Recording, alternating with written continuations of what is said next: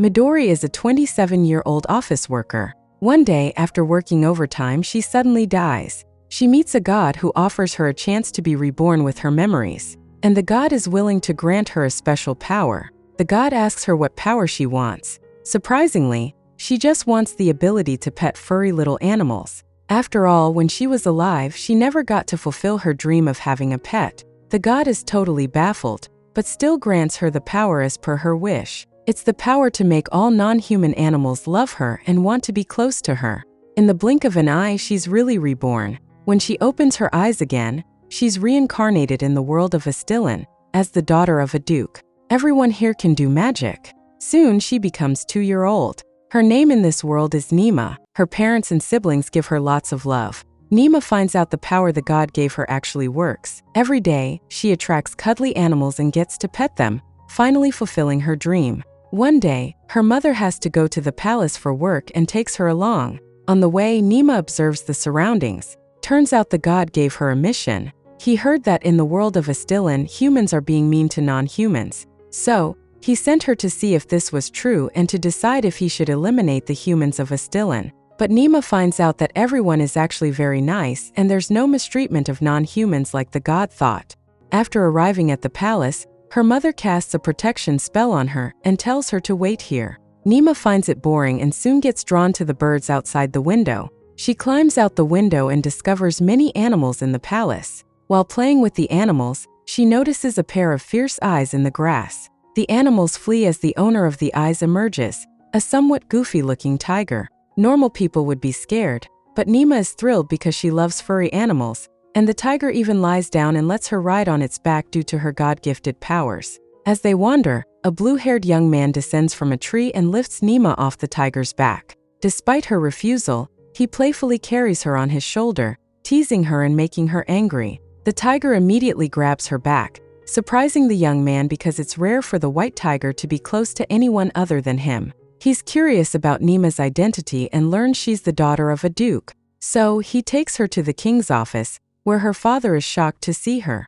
Nima intends to report the blue-haired youth for bullying her, but upon hearing her father address him as Your Highness, she realizes he's the prince. Her father asks her to thank the prince for protecting her. Reluctantly, Nima complies. The man beside her father starts talking, and Nima realizes he might be the king. She acts polite and impresses him. The king learns she had fun with the tiger and allows her to visit the palace often. Back home, her mother explains that the tiger is a holy beast named Lars capable of using elemental magic. Human magic relies on their own power, while elemental magic uses the divine power all around the world, like water, wind, fire, etc. Generally, holy beasts only pay attention to their contracted masters, but Nima's ability to befriend Lars suggests she has special power. The next day, her parents take her to visit her brother and sister's magic academy. Today, the school is having a magic contest. Nima's brother and his opponent use magic to control some soldiers and have them fight. In the end, Nima's brother easily beats his opponent. Ecstatic, she hugs her brother, but then realizes she needs to use the restroom. When she returns, she overhears her brother chatting with a rival who insults him. Furious, Nima confronts the man, revealing her noble status and demanding respect for her family. The man, enraged, tries to hit her, but the prince intervenes, warning him not to bully Nima. The prince notices Nima's eyes are actually black. In this world, everyone's eyes are colorful. Nima quickly makes up a lie, saying her eyes are deep blue. Her brother hurries her as the match is about to begin, and the prince decides to accompany them. His presence causes a stir. In this round of the contest, Nima's sister has to use magic to defeat a monster summoned by a magic circle. Surprisingly, she summons a mighty holy beast, a fire dragon. Everyone thinks her sister would be scared, but she smiles confidently. Worried about her sister's safety, Nima rushes down from the stands. She thinks she'll fall hard, but something magical saves her and she lands safely. Despite the risk, she approaches the dragon, pleading for him not to harm humans and telling him about the pain of fighting. She sees the dragon's shiny scales and really wants to touch them. The dragon's never seen someone so brave, so he bends down to let Nima touch him, enchanted by her adorable appearance. He even promises to recognize her as his master when she grows up. The dragon gives her a dragon pearl to carry with her. This pearl not only lets Nima contact the dragon anytime, but also allows her to use his power.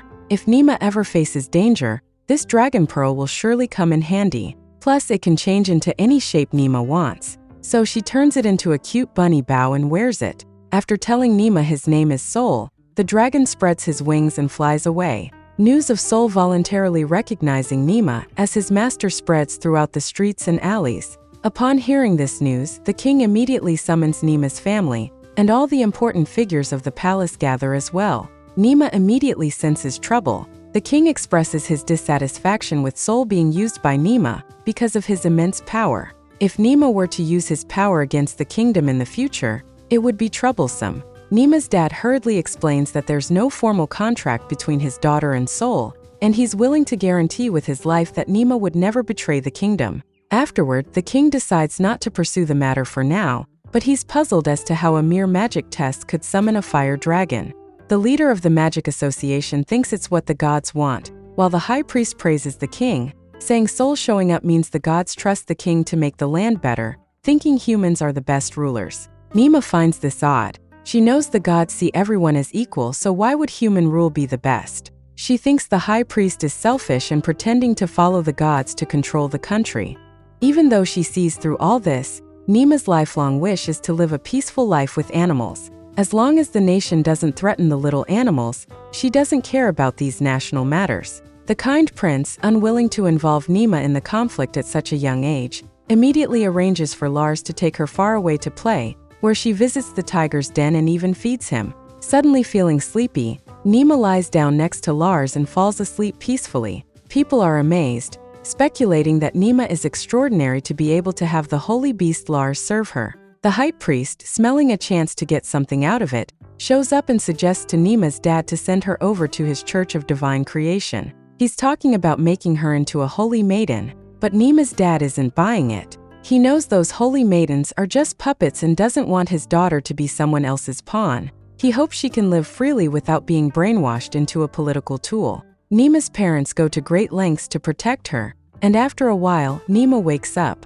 The king notices she's special, offering her the freedom to come and go from the palace. The prince sends the guard to take her to the forest to see the dragons. When Nima sees the dragons, she really wants to play with them but worries the caretaker won't agree. So she summons Soul's magic with her mind, and the next moment, the little dragons rush towards her, frightening the caretaker who quickly lead her away, only to be stopped by the leader dragon. Nima runs towards him and calls out his name, leaving everyone stunned. Then, she jumps onto the leader dragon's back and flies off into the sky. It turns out the proud leader dragon sensed the fire dragon's aura and willingly became Nima's mount, affectionately calling Nima the daughter of the dragons and playing with her and the dragon group. Thus, Nima spends a very pleasant afternoon with the dragon clan, while the caretaker is feeling miserable. The caretaker is jealous because the leader dragon never got close to him, but is willing to follow Nima obediently. The guard tells him that Nima is the girl that have been given the dragon pearl by the fire dragon.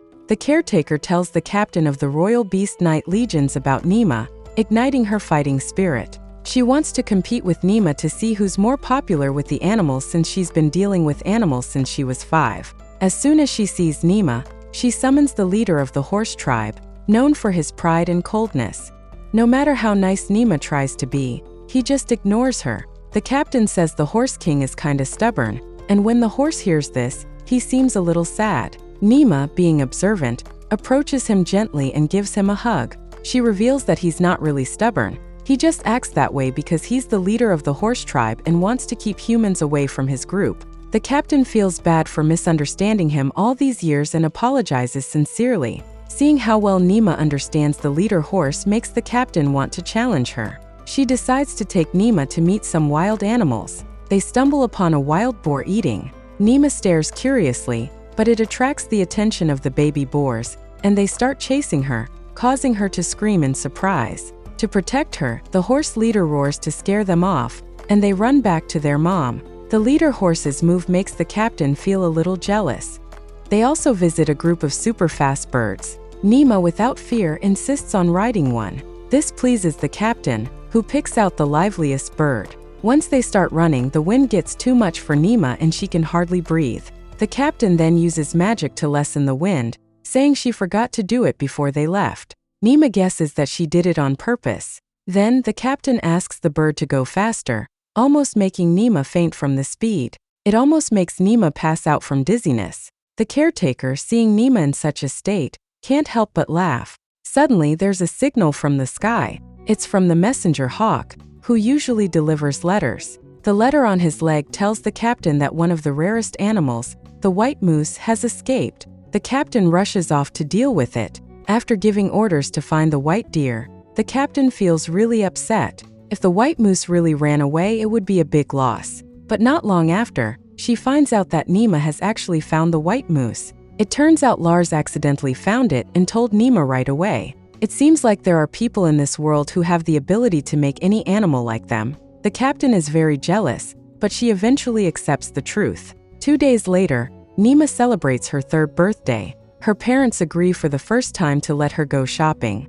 Nima is super excited and buys lots of yummy food to share with her sister, servants, and dog. She even remembers to bring some back for her parents. Her sister is deeply moved and decides to take Nima to a cafe for dessert. Unexpectedly, they run into her sister's classmates. The girls deliberately taunts them, saying Nima is a failure. Not only can she not do magic, but she also doesn't look like her siblings and completely lacks the air of nobility. Nima's sister responds that saying mean things about others like they do is what really lacks nobility. Nima is grateful for her sister standing up for her. When they get home and open the door, Nima finds the king and other nobles have come to celebrate her birthday. She is immediately moved to tears. Then everyone gives her gifts one by one. Among them are a magic stone necklace from the king, a protective charm bracelet from the prince, and a little messenger hawk from the captain. Nima names it Nox. Nima is overjoyed. She wishes every day could be like this. But the happy days don't last long.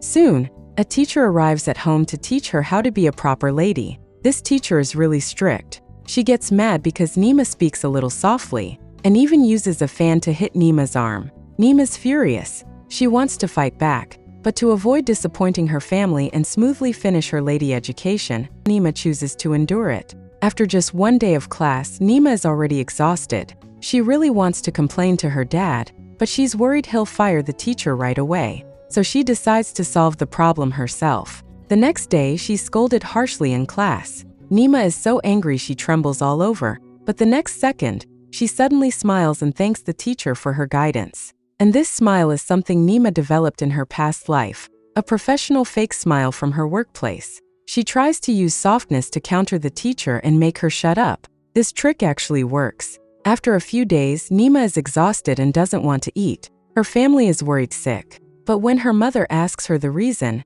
Nima pretends like nothing happened. In the end, she even runs away avoidantly. Kind-hearted Nima doesn't want the teacher to be punished because of this. Her mother has seen through everything and guesses it must be related to her lady education. She tells Nima that the teacher is the top lady trainer in the country. The best way to beat her is to learn everything from her first, get on the same level as her, and then find a chance to surpass her, thus denting her spirit. Nima instantly feels enlightened and determined to surpass the teacher. Her brother uses healing magic on Nima and says she can come to him whenever she feels uncomfortable in the future. Nima feels full of energy. Soon a year has passed and Nima looks like a lady. She has already memorized all kinds of etiquette knowledge. The teacher is very pleased. As Nima spends more time with the teacher, she notices that the teacher isn't a perfect lady. While checking the teacher's background, Nima unexpectedly discovers that the teacher is a devout member of the Church of Divine Creation. This reminds Nima of the high priest who turned out to be a selfish hypocrite. Nima decides to test the teacher. During history class, they discuss a country that suffered a year-long drought and sought help from the Church of Divine Creation, but the high priest ignored them. Nima asks the teacher why the high priest didn't help them. The teacher boldly defends the high priest. She states that it's that country's fault because the high priest received a message from the gods, learning about that country's wrong actions in supporting monsters, which angered the gods and caused the drought. While speaking, the teacher even shows disdain towards that country. Nima realizes that the teacher is biased and prejudiced, despite her elegant appearance. Nima tells her teacher that discriminating against unknown people is not what a lady should do. Her teacher remains speechless, opting to change the subject intentionally, suggesting that ladies shouldn't discuss national affairs. However, Nima questions her, asking how ladies can engage in equal conversations with gentlemen if they only focus on trivial matters. Her teacher is instantly left speechless by the rebuttal, angrily turning away and leaving. Nima is ecstatic. After over a year, she finally outsmarted her teacher. Nima's father, seeing that his daughter has mastered etiquette and skills, decides to take her out to see the world. So, 5-year-old Nima accompanies her father for the first time to inspect the Northern Territories. They arrive at a village where, they've heard, there has been a sudden influx of monsters, mostly goblins, in the nearby forest. The village chief warmly welcomes them, and Nima gets lost in the delicious food. Her father asks her to help establish contact with the fire dragon and inquire why there are so many goblins in the area. Nima eagerly connects with the fire dragon, who surprises them by saying that this area shouldn't have any goblins. Everyone is puzzled, and Nima's father decides they'll head to the forest the next morning to investigate further. The following day, they reach the forest and encounter a white rabbit along the way. Nima is excited at first, thinking she can pet its fluffy fur, but the rabbit runs away in fear. Disheartened, Nima notices a puddle of blood on the ground and realizes the rabbit is injured. She rushes to help it, but is suddenly ensnared by a large net. When Nima opens her eyes again, she finds herself surrounded by numerous pairs of eyes, realizing they're the goblins that have suddenly appeared in the forest. Unable to communicate with the goblins due to the language barrier, Nima finds herself locked in a small dark room with a pair of human twins named Pino and Nino. After conversing, they learn that they were kidnapped along with some adults but were separated from them. The three of them are hungry, so Nima decides to go out and find some food. She cautiously approaches a corner and accidentally bumps into a goblin. When Nima asks if she can have something to eat, the goblin generously offers her a fruit from his bag. Nima takes a bite but finds it bitter and sour. Seeing her reaction, the goblin peels the fruit for her, revealing its delicious taste. Gratefully, Nima asks for more to bring back to the twins, and the goblin fills her pocket with plenty. Nima feels a bit touched, knowing her father will come looking for them soon, likely to wipe out the goblins. She worries about the impending confrontation, but is suddenly interrupted by loud noises from outside. Expecting her father, she's surprised to see a giant goblin, the leader, who can understand and speak the human language. He reveals that kidnapping the children wasn't his intention but rather the younger goblins' doing, as they naturally value children and want to protect them, even if they're human. Big Goblin tells Nima that monsters in the south have been persecuted by humans, driven out of the forests and even hunted down. Many goblins and other monsters have been cruelly killed, forcing them to flee to the north. Hearing this, Nima finds it hard to believe, but is determined to make her father investigate their plight. It's crucial for her father to believe they mean no harm to avoid unnecessary war. Nima suggests to the twins that they act as bait to distract her father's forces, reducing the danger to the goblins. However, the little boy refuses, unwilling to put his sister in any danger and doubting Nima's ability to keep them safe. Surprisingly, the sister volunteers, trusting Nima's plan. After a while, Nima's father and his men find the goblin cave, but the twins' cries for help divert their attention, successfully splitting the knights as planned. Meanwhile, Big Goblin seizes the chance to talk to the Duke. Underestimating her father's anger, Nima is shocked when her father attacks without hesitation. Fortunately, hiding behind Big Goblin, Nima uses the power of the fire dragon to deflect the fatal blow. Sensing the dragon's magic, her father realizes Nima's involvement and demands she come out. Nima explains everything, and upon learning about the humans' persecution of the goblins, her father decides to investigate further. Suddenly, they notice a bunch of red eyes in the woods ahead, a frost spider. Feeling the spider's hunger and anxiety, Nima worries and wants to investigate, but Big Goblin charges into battle. In just a few minutes, Big Goblin severely injures the spider, seemingly ending the battle, but the frost spider launches a surprise attack, pinning Big Goblin down and burying him in the ground. Seconds later, miraculously, Big Goblin lifts the spider and throws it away, leaving the spider barely alive and emitting intense anxiety. Nima suddenly realizes that the spider is worried about her child, the little spider. She recalls villagers saying that the goblin's arrival severely damaged the forest's ecosystem, causing many monsters to starve to death. Nima realizes the frost spider must also be a victim. Thinking about this, Nima approaches her and cries in her arms, praying for a peaceful life for her in the next world. Her father rushes to comfort her, calming her down. Suddenly, Big Goblin unexpectedly transforms into a human form with elf-like ears and horns, shocking Nima. She immediately asks the fire dragon for an explanation, but even the dragon is clueless. He decides to come and see for himself the next day. At night, the little spider runs to Nima and wants to go with her. Nima excitedly gives her the name Grazia to show Nima's gratitude toward the spider mom. Then a badge appears on Grazia's head. The next morning, Big Goblin directs his subordinates to handle the frost spider's corpse, ensuring enough food for them for a month. Previously kidnapped adults are also released. Nima learns that the twins are children of a prominent local count. The little girl doesn't want to leave Nima. With encouragement from her brother, she bravely expresses her desire for Nima to visit them, which she happily agrees to. Nima asks her father if she can bring the little rabbit home, but her dad refuses. He explains that wild animals might change if kept by humans and lose their ability to survive in the wild. It's like ripples spreading on calm water. Even if it seems like a small change, it can have far-reaching effects, so we must respect the laws of nature.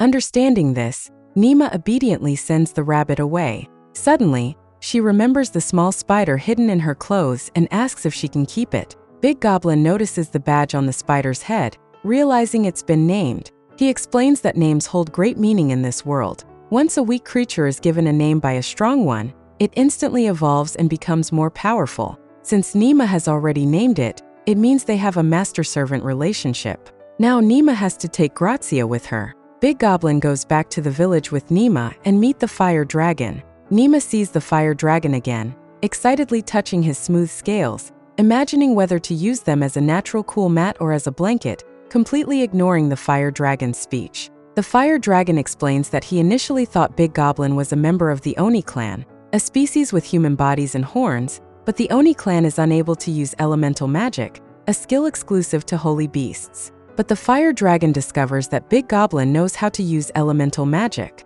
In short, Big Goblin is a unique species the fire dragon hasn't seen before. Seeing that Big Goblin knows nothing about elemental magic, the fire dragon decides to teach him. The knight uses earth magic to create some huge clay puppets. Big Goblin, in his first use of elemental magic, can immediately summon magic of 4 elements: fire, wind, water, and earth to destroy the puppets. Nima sees Big Goblin as really powerful and thinks his unique race should be named Shinki, but when she says it out loud, it accidentally becomes Big Goblin's name. A badge is engraved on his forehead. However, Big Goblin is pretty happy about it and is willing to serve her, accepting Nima as his master. After seeing the frost spider and the Big Goblin fighting to survive yesterday, Nima made a plan to make a peaceful place where all creatures can live together. Excitedly, she expresses to her father her desire to establish a territory exclusive to monsters and guide adventurers up the mountain to battle monsters. This way, the adventurers can improve their strength and get an additional source of income in a fair competitive environment. Though the plan for this harmonious home isn't perfect, the Duke thinks it's worth a try. He thinks Shinki should be her helper because he's really good at elemental magic. However, Shinki worries about his hundreds of subordinates and hopes Nima will give a name to the strongest goblin besides him to evolve into a protector of the tribe, so he can leave with peace of mind. Nima gladly agrees and pleasantly discovers that the second strongest goblin is actually a girl, determined to give her a cute name. Learning that she likes suzerain flowers, Nima affectionately calls her Suzuko. Just then, a goblin unexpectedly rushes out of the cave, begging to be named too. Shinki quickly opposes, stating the goblin's weak abilities would make it difficult for him to evolve, even if given a name. Nima finds herself in a dilemma, not wanting to deny this goblin's future because of his current state, but also hesitant to easily give him a chance. So she proposes a harsh condition. If he is willing to hunt giant wild boars at the risk of his life during Shinki's absence to provide food for the tribe,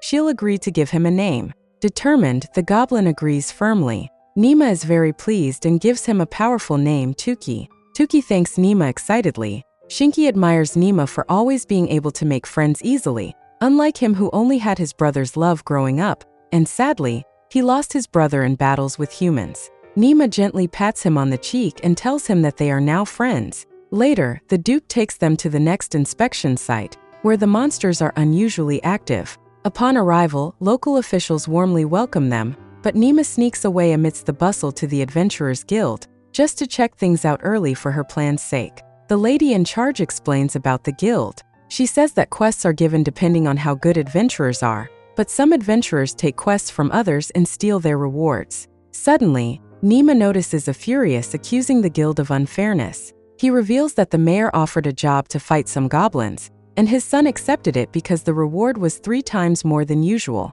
But instead of using the money to help people who fight monsters, the mayor keeps it for himself to feed his family. Even the money meant to help people hurt by monsters goes to the mayor. The lady says the man's name is Heelran, the town's financial auditor. He's good at his job, but he doesn't get along well with the mayor.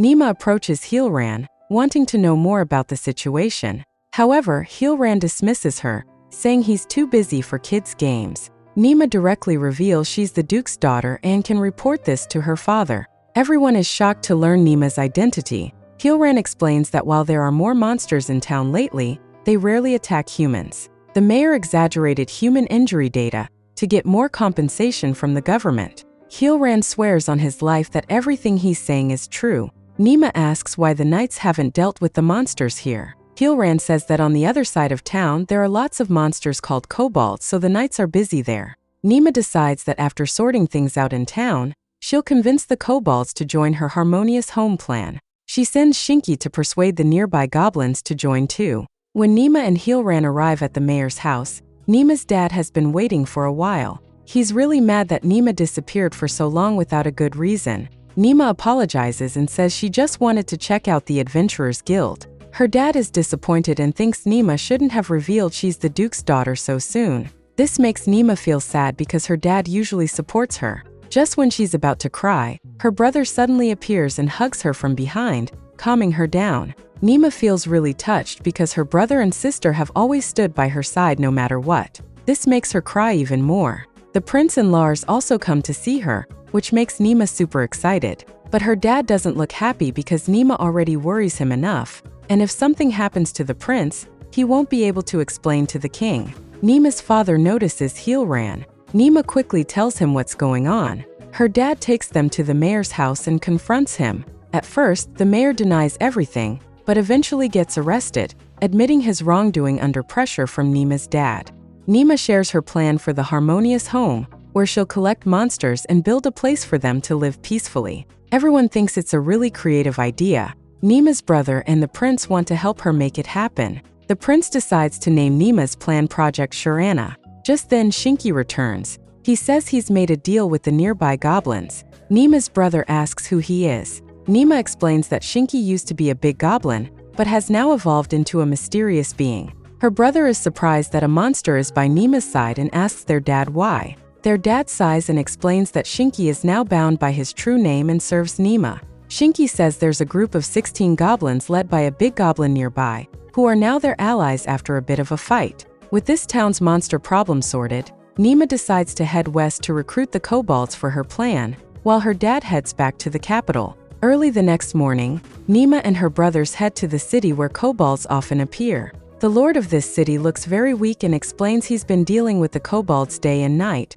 leaving him exhausted. He says he's formed a kobold extermination force and is preparing to deal with the kobolds, but there aren't enough knights, so he's asked the Adventurers Guild to form a team called the Red Lotta to help deal with the kobolds. Nima fears the kobold extermination force and the Red Lotta might harm all the kobolds upon arrival, so she decides to find them before that happens. Nima walks around the city and sees it's really run down. She notices the kids on the street look malnourished. She wonders why the leader hasn't given them any supplies. Maybe someone took them for themselves. Heelran volunteers to check it out. Suddenly, they see kids bullying something. When they get closer, they find it's a puppy. The kids say their dad told them all dogs are bad enemies. Nima thinks the boy's dad must be talking about kobolds. They're creatures that look like dogs. She explains to him that hurting helpless creatures is wrong. She picks up the injured puppy and sees that it's hurt badly. She asks her brother to use healing magic on him. Shinky tells Nima it's not a dog but a baby kobold. Nima wants to find the baby kobold's family and follow her Sharana project. With the baby kobold leading the way, they go deep into the forest. As the grass gets thicker, Shinky lifts Nima up, making her brother and the prince jealous. Suddenly, they hear a noise ahead and rush to check. To their surprise, it's a slime. Nima is excited because it's her first time seeing one. She wants to touch it. Just then, Shinky says the slime is asking for help. He understands what it's saying.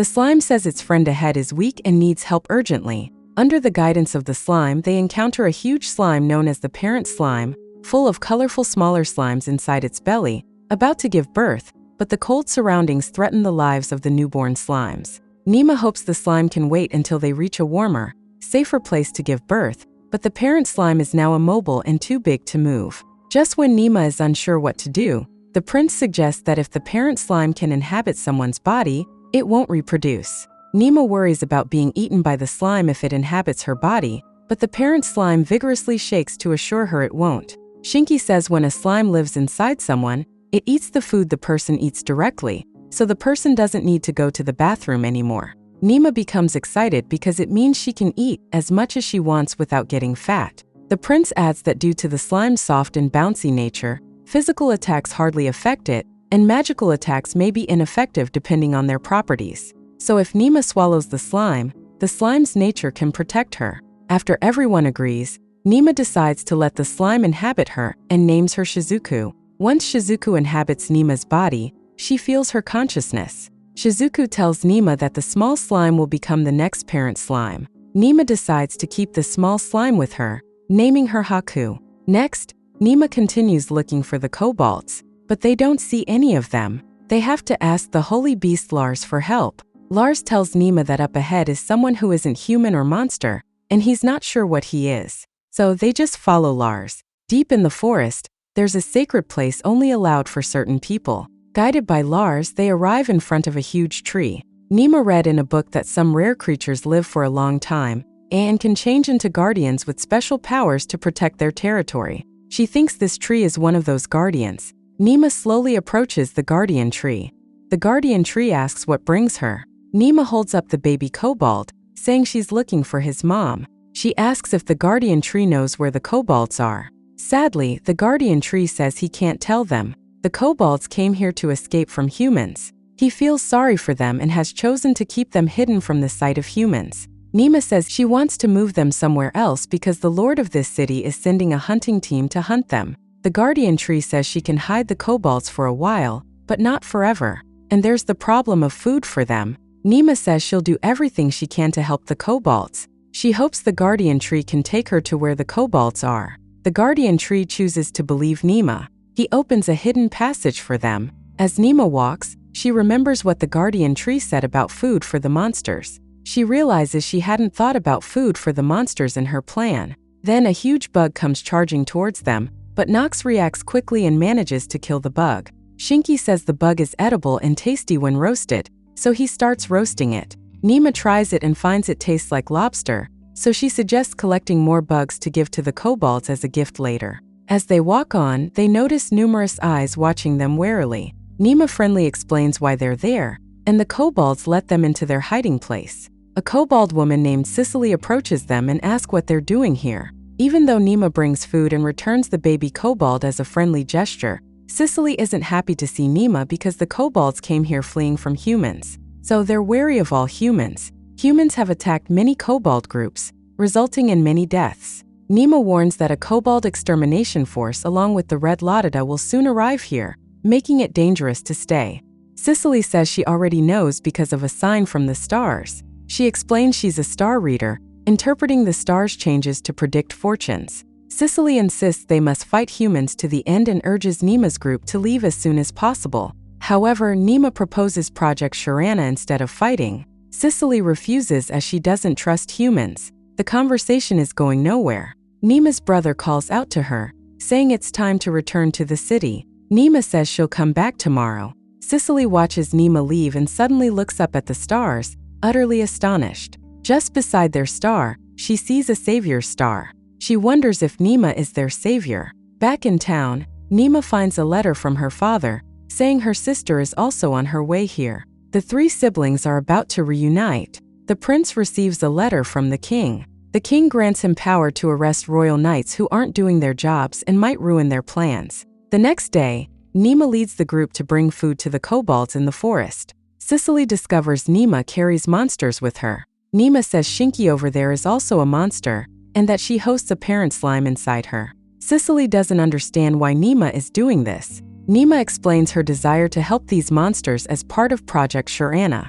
Cicely says all of her family, except for her and her younger sister, have already been killed by humans. She wants to protect the kobolds and her younger sister. Nima says it might be tough to save everyone, but she'll try her best anyway. Despite her initial refusal, Cicely is moved by Nima's sincerity and agrees to hear more about her plan. After hearing it, Cicely is surprised to find a human willing to consider the well-being of monsters and decides to trust Nima. She plans to gather all the leaders. Just then, a large white kobold comes over to greet Nima, thanking her for saving the baby kobold of their tribe. He introduces himself as Hanley, the leader from the healing family. Nima is intrigued and wants to learn more about the kobolds from Hanley. Hanley explains that kobold bloodlines mainly consist of hunting and living branches. The hunting branch excels in using weapons and physical abilities, while the living branch is good at crafting items and life support. Normally, they live according to their bloodlines.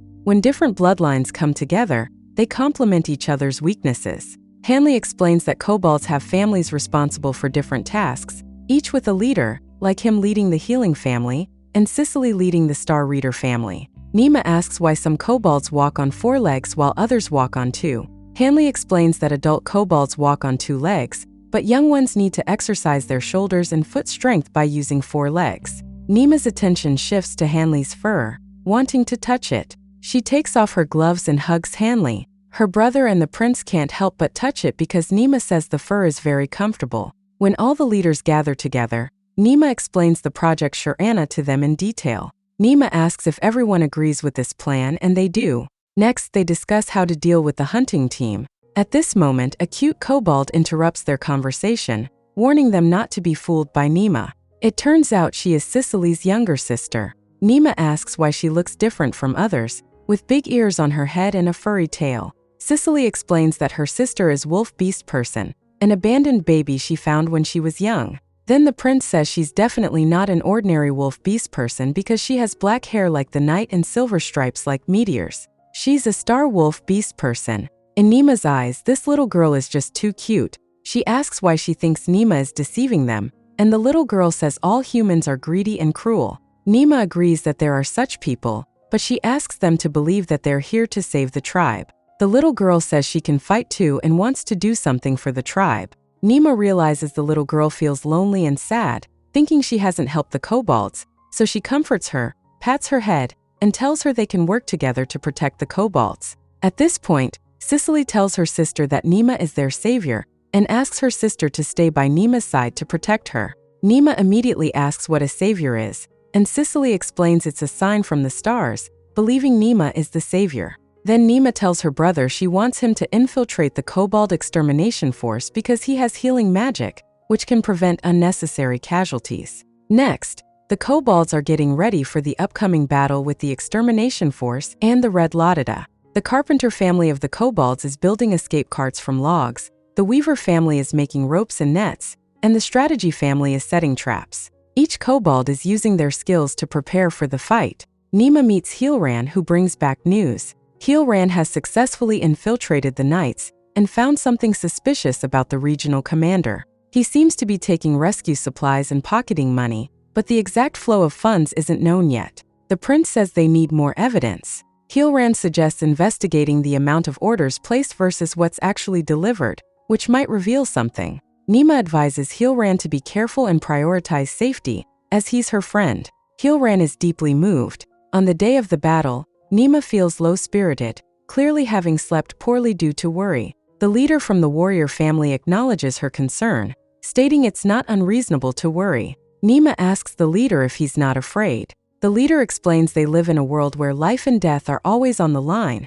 so they've grown accustomed to fear. He emphasizes that fear could prevent them from protecting the kobolds when it's crucial, promising to protect Nima with his life, as they've entrusted their fate to her.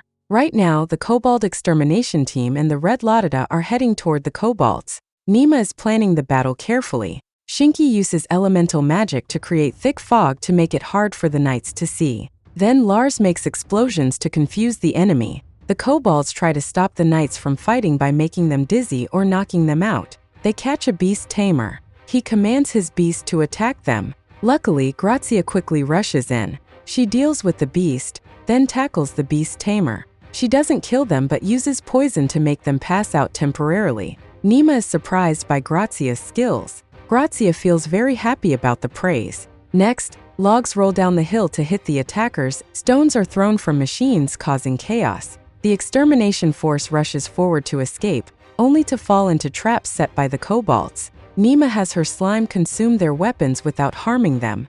A magic user from the extermination force uses earth magic to free their trapped allies. Nima needs magic of the same level or higher to counter them. She considers seeking help from Soul, but he warns against it, as even she would get hurt if he uses magic here. Meanwhile, some knights break through to the front line. The prince orders the kobolds to engage them, leading to a fierce battle. With the assistance of the Red Laudada, the extermination force gradually gains the upper hand. Nima is surprised by how powerful the Red Laudada are. Suddenly, a massive pillar of fire erupts, created by the kobolds. The Red Laudada decide it's best to retreat to prioritize healing their injured members. However, the leader of the extermination force insists they should continue the attack, causing a dispute. Seeing the argument, Nima's brother intervenes and creates a barrier for private conversation. He instructs everyone to swear not to reveal what he's about to say. Nima's brother explains that in the Northern Territories, monsters are appearing frequently because there's a mysterious organization trying to kill them, forcing them to migrate north. Though they don't know who's behind it or why, they refer to this organization as Runohark. Upon hearing about this organization, the leader of the extermination force decides to preserve their strength since they've already defeated many kobolds and no longer see them as a threat, so they agree to retreat. The Red Laudada mention hearing what sounds like the voice of a human girl. Nima's brother quickly dismisses it as a misunderstanding because he can't let them know Nima is secretly helping the kobolds. After they retreat, the prince reports that 14 members of the kobolds have died and 11 have suffered severe injuries, leaving them with permanent disabilities. The warrior family are devastated because their leader has died. Nima is also deeply saddened but remembers what the leader of the warrior family told her earlier and regains her strength. She says the leader of the warrior family hoped for the tribe's future and wanted those he protected to smile. To honor him, they must live on strongly. She vows to become stronger and to do everything in her power to help the remaining kobolds, ensuring their sacrifices are not in vain. Cicely steps forward and asks Nima to guide their tribe toward peace. She says the stars have always guided them through many hardships and now point towards following Nima. Nima acknowledges that it might be a difficult and harsh path, but everyone expresses their trust in her and asks her to continue helping the tribe. Touched, she promises to see it through to the end. Afterward, they discuss their next steps. They temporarily entrust the bodies of the fallen kobolds to the guardian tree. Nima asks them to live in the mountains in the southwest first. As the sun sets, the prince reminds Nima it's time to return. Cicely brings her sister and says that her sister wants to stay with Nima, but is still weak and needs more training. Nima imagines her sister in a maid outfit and loves the idea. Cicely says it's her sister's wish to serve Nima and asks her to give her a name. After some thought, Nima names her Spica, symbolizing the end of a harsh winter and the star of spring. 2 kobolds from the messenger family also wants names. Nima names them Sego and Rakusii. Once everything is settled, Nima says goodbye to the kobolds and returns to the town, where she finds that Heelran has been waiting. Heelran brings evidence of corruption and gives it to the prince, showing many false reports involving both the Merchants Guild and the Knights. Nima's brother also returns, and she runs into his arms. He informs them that the entire extermination force is gathered at the comfort meeting. The prince, Nima, and their group head to the meeting, where they find a lot of delicious food. The prince calls Nima to greet the Red Laudada. Although she's reluctant, she goes to greet the Red Laudada. She notices one of them carrying a long sword, reminding her of their earlier killing of kobolds. Lars reminds her not to stare since neither the extermination force nor the Red Laudada know about her secret help to the kobolds. It's crucial to maintain good relations to understand their next moves and save more creatures. Luck, a member of the Red Laudada, steps forward to greet the holy beast, Lars. He is a beast person with a great sense of smell. Nima notices Luck has 2 furry ears on his head and really wants to touch them. Lars interrupts before she can, and Nima tells Luck she's a friend of Lars, surprising him. Luck invites her to dinner, and she happily agrees. As Luck puts her on his shoulder and they walk, Nima asks if she can touch his ears. Luck agrees and she feels incredibly happy touching his soft, fluffy ears. The sensation is soothing and comforting, making her feel at ease. She also meets Belgar, the boy who used to bully the kobolds and dislikes them. He is the son of an adventurer and shares his father's desire to protect the world. Seeing his sense of justice, Nima says he's now her friend. At night, the fire dragon comes to see Nima and takes her to overlook the world. Seeing the beauty of the world, Nima is determined to make her plan succeed and ensure a happy life for humans and other species. Season 1 ends here. Now we have many questions remaining, such as corruption within the Knights and the Guild, with Heelran obtaining evidence, and how the prince will uncover the masterminds behind the corruption. How will Nima achieve her Project Sharana? I really like this anime and hope to see Season 2. If you also enjoy it, don't forget to subscribe. Once a new season comes out, I'll recap it. There are also 2 other very good anime series you can check out by clicking on them. Thanks for watching.